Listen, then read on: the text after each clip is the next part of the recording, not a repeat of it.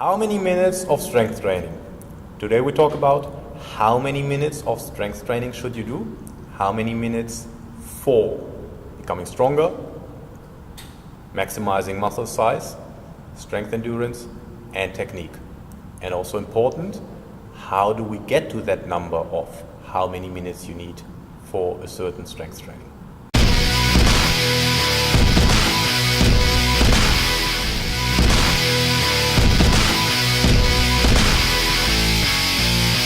So how many minutes for strength training do we need?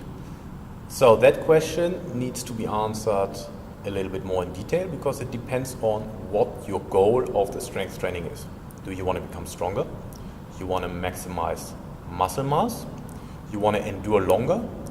Or you basically want to work on the technique of strength training exercises in order to achieve more strength or power later. What does that mean?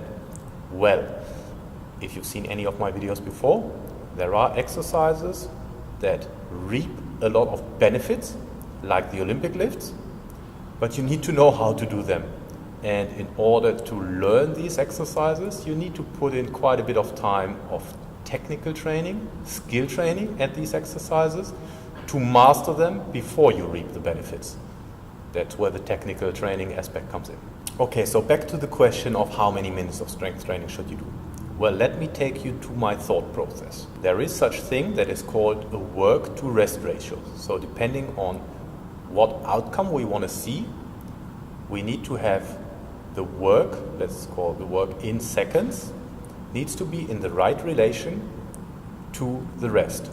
So you work, let's say you do your set of exercise A, B, C, and you need to allow sufficient rest to do your next set. This is the work to rest ratio. And this work to rest ratio is determined on which energy system you need for that particular training. What does that mean? Let's take the example of strength and power, maximum strength and power. In order to have the highest force and power output, you are relying on the so-called ATP-CP system or the phosphagen system. That system gives you high amounts of energy. The problem is it's only for a short period of time. So it's 6 seconds and a maximum of 10 seconds. For that energy system to restore, it takes a longer time. So you do 6 seconds of work, maximum of 10 seconds of work. 90% of that energy system is restored after 1 minute. But to completely restore that energy system, it can take up to 3 to 5 minutes. Different numbers you find in the literature. Sometimes you see 8 minutes, sometimes you see 4 minutes. The general consensus is 3 to 5 minutes. But let's not get stuck up over the numbers here. It's more important to understand the principle. If we're working on strength and power, we need to have a high work to rest ratio, which means we do work and we need to allow for a long rest in order to restore that energy system to be able to provide the energy we need in the next set. So now, once we've determined the energy systems and the work to rest ratio, then obviously we need to know how long a set takes and how long we need to rest. The next question is then how many sets do we need to do for a given exercise? And then how many exercises do we do, or how many total sets we do within a training session. Adding all that up, we know how many minutes a strength training session can last or should last. Okay, so let's go through it step by step.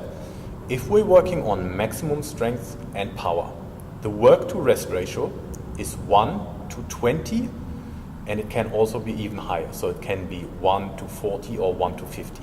So what that means, for every second of work, we need to take at least 20 seconds of rest, better 40 seconds or 50 seconds. So if our set lasts 5 seconds, you can make your math, calculate it, multiply it with 20, 40 or 50, and you see the necessary rest period after that set.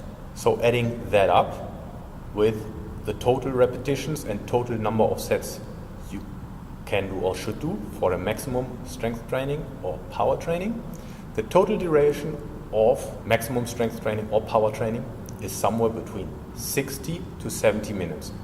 Please keep in mind, these numbers are not written in stone. Some people might choose for a lower duration, some people might choose for a higher duration. So it's just a guideline. So for hypertrophy, what's the right work to rest ratio? For hypertrophy, the work to rest ratio is a little bit lower. It's 1 to 2 to 1 to 4. So for every second of work, you take 2 seconds of rest, or for every second of work, you take 4 seconds of rest.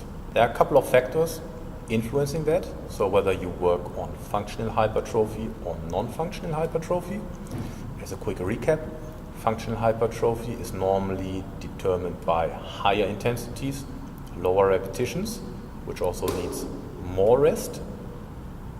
Non-functional hypertrophy is determined by lower intensities and higher repetitions, and the rest between the sets tend to be a little bit lower. The work to rest ratio tends to be a little bit lower. And then also for the hypertrophy aspect, something you need to consider is whether you are complexing exercises or not. That can also have an influence on the work to rest ratio. So bottom line, what's the total duration for a hypertrophy training? Again, I can only give a range. It's not written in stone. The total duration is somewhere between 45 to 60 minutes, not seconds, 45 to 60 minutes. Okay, for strength endurance, what's the right work to rest ratio? For strength endurance, the work to rest ratio is even lower than for hypertrophy. So we talk about a work to rest ratio of 1 to 1, 2 to 1.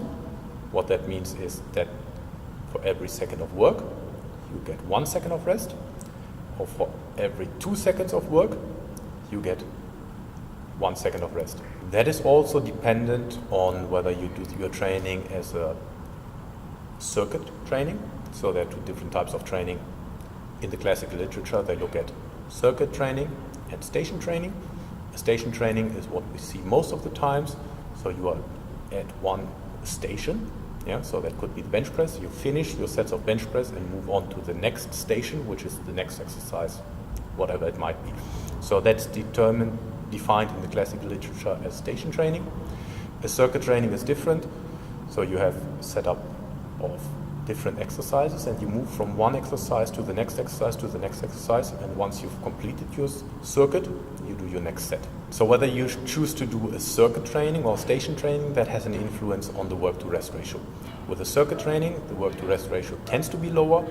With a station training, the work to rest ratio tends to be a bit higher. However, the majority of strength endurance trainings are done in a circuit training. And this is also why we have lower work to rest ratios. So 1 to 1, 2 to 1. 2 seconds of work, 1 second of rest. And the total duration for a strength endurance session is somewhere between 30 to 45 minutes, maximum 60 minutes. So let's have a look at technique training. For technique training, what's the right work to rest ratio? Well, the theory is if you want to work on your technique and you want to improve your technique, it needs to be in a state of low fatigue. So which means that you need to allow sufficient rest between the sets. However, technique training normally is not done with a high exertion. So I want to stay away from that idea that technique training is only done with broomsticks or unloaded barbells. That's not true. Technique training is also done with weight for certain reasons that I will outline in a different video, and I already have outlined in different videos. So technique training is not only done with no resistance, technique training is done with resistance, but just enough resistance to perform the skill optimally. And this is exactly where the problem comes in with unloaded conditions or very low weights. Sometimes it will not allow to perform the skill optimally because the load is just too low. Okay, back to the topic. So what's the right work to rest ratio? Well, again, a state of no fatigue, which means there needs to be longer rest between the sets. So again, we're talking about a higher work to rest ratio, 1 to 5 maybe, 1 to 10. However, because the load is low, the exertion is not too high, so you will not be that fatigued after a set as if you would be after a maximum strength effort or a hypertrophy training set where fatigue will be much higher. Total duration of the session, well, that depends a little bit. For advanced athletes, very seldomly I do standalone technique sessions. Technique training will always be part of an entire strength training session, let's say. So I spend 20 to 30 minutes working on the technique after the warm-up before we move into the more strength training efforts in that session.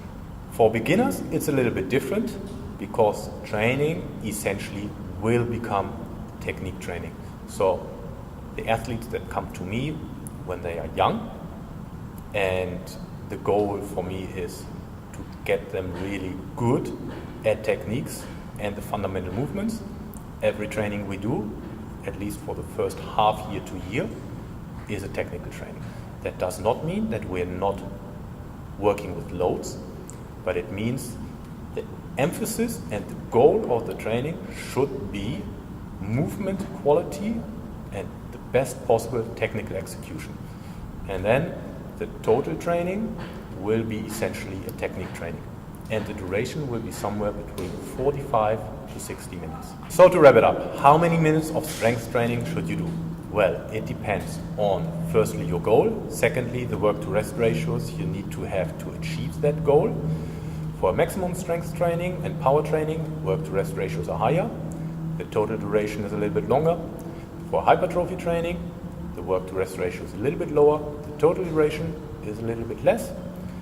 For strength endurance training, the work-to-rest ratio is even lower and the total duration is even less. And for a technique training, depending on whether you're working with advanced athletes or beginners, the duration is somewhere between 20 to 30 minutes or 45 to 60 minutes. However, all numbers that I've outlined in that video are the numbers of the training in itself, without warm-up and cooling down. So it's the total number, or it's the total duration of the training after the warm-up, before the cool down starts.